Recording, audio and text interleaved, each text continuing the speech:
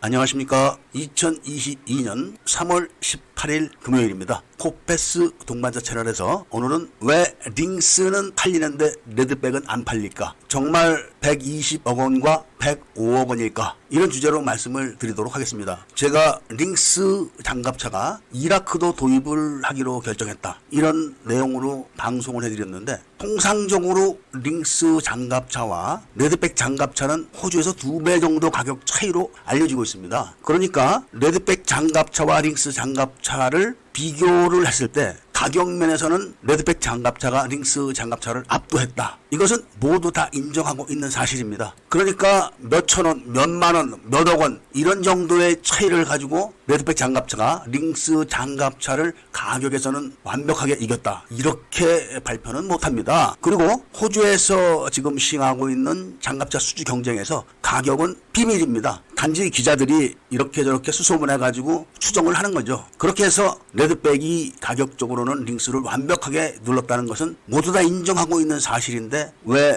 다른 나라에서는 레드백이 안 팔릴까? 이런 내용으로 영상을 올렸는데, 한 분이 아주 집요하게 무슨 가격 차이가 2배냐, 링스 장갑차는 120억 원이고 레드백 장갑차는 105억 원인데 왜 그런 근거 없는 이야기를 하냐, 이런 식으로 계속 반박을 하고 있습니다. 그런데 이미 링스가 판매된 헝가리와 슬로바키아, 그리고 호주의 장갑차 수주 총액 보도, 이런 걸로 추정을 할 수밖에 없습니다. 그런데 헝가리에서 판매한 링스가 120억 원 정도로 발표를 했었습니다. 그리고 슬로바키아는 180억 정도 지금 나오고 있습니다, 가격이. 물론 보도를 한 내용들을 계산을 해서 만들어 보는 거죠. 그 문서를 직접 확인할 수 있는 길은 없습니다. 그러면은 헝가리는 링스 장갑차 한 대 120억 원, 슬로바키아는 180억 원, 호주는 얼마일까요? 일단 외신 보도를 보면은 호주가 만일 링스 장갑차로 결정을 한다, 이렇게 되면은 133억 달러에 450대의 링스 장갑차를 도입을 하게 되는 거다, 이런 보도를 했습니다. 그러면 대당 300억 원 정도의 가격이 나옵니다. 그럼 이 가격이라고 하면은 장갑차의 부품이나 후속 군수 지원, 교육, 기타 투자 등등 모든 게 포함된 가격 아니겠냐, 이렇게 반문들을 하고 계실지 모르지만, 슬로바키아도 대당 180억 원 정도로 장갑차를 판매했지만 판매 금액의 반 정도, 그러니까 90억 원 정도는 슬로바키아에 투자를 하는 걸로 결정이 났다고 합니다. 그렇게 따진다면은 링스 장갑차는 판매하는 국가마다 가격이 다 다른 겁니다. 그것은 사양이 다르다, 이렇게 볼 수가 있는 거겠죠. 그런데 그렇다면 우리의 레드백 장갑차는 호주에 얼마에 응찰을 했을까요? 이것도 비밀이니까 구체적인 금액을 알 수가 없습니다. 그런데 하나는 레드백은 최고 기술력을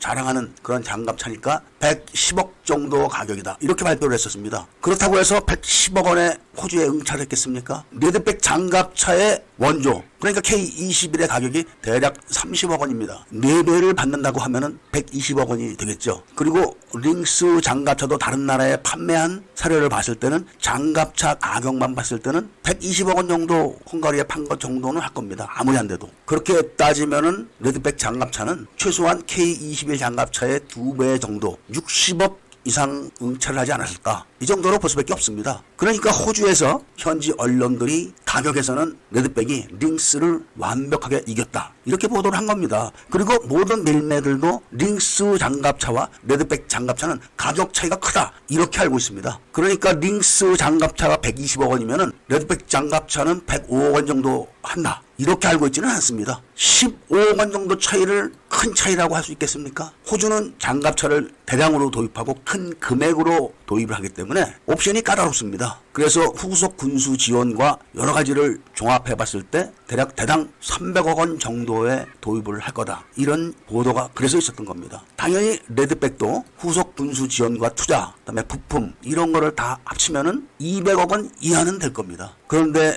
그 정도 차이로 호주가 레드백을 선택한다, 이렇게 볼 수는 없기 때문에 현지 언론들이 보도한 대로 반 정도로 볼 수뿐이 없는 겁니다. 아무도 모르죠, 계약서를 보지 않는 이상은. 그런데 문제는 현지 언론들이 보도한 것처럼 반 정도 가격이다, 이 정도가 되는데도 왜 레드백 장갑차가 안 팔리고 있는가, 이겁니다. 헝가리와 체코, 슬로바키아는 동유럽이기 때문에 같은 나토 국가라 그렇다. 지금까지는 이렇게 이야기들을 했지만 이라크까지 구입을 한다고 하니까 단순히 그런 문제 같지는 않습니다. 더더군다나 한화가 그런 지역에 레드백 장갑차를 판촉을 했다 또는 현지에 전시를 했다 이런 이야기는 없었습니다. 그리고 기술적으로도 레드백 장갑차가 링스 장갑차보다 못하다 이런 이야기도 없었습니다. 오히려 레드백 장갑차의 고무 궤도 때문에 링스 장갑차가 고무 궤도를 장착을 했었고 그리고 대전차 미사일의 모듈이 에러가 많다. 그래서 체코도 도입을 연기했다. 이런 것까지 다 보도가 됐는데도 어떻게 레드백을 한 대도 못 팔고 링스는 벌써 3개 나라에 수출을 하고 있습니다. 그리고 1개 나라는 지금 계약을 연기 중에 있습니다. 정말 걱정이 안 될 수가 없는 부분입니다. 하나는 대한민국이 자랑하는 방산 무기 수출회사입니다. 하나의 건승을 바라면서 오늘 이야기를 마치고자 합니다. 구독을 꼭 해주시고 좋아요와 알림 설정을 부탁드리면서 이야기를 들어주셔서 감사드립니다.